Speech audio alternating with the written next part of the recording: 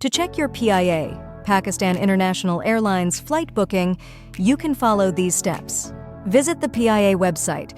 Go to the official website of Pakistan International Airlines PIA official website, link in description.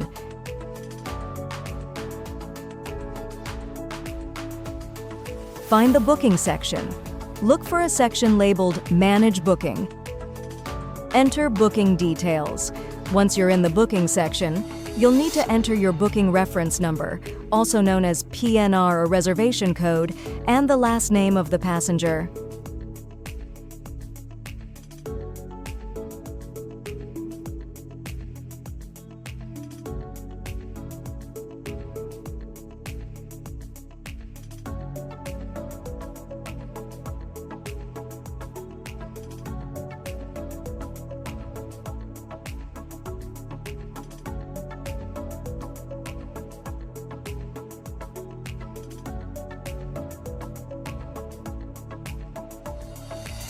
Access booking details.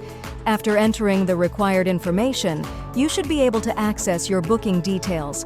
This may include your flight itinerary, seat assignments, meal preferences, and any other information related to your booking.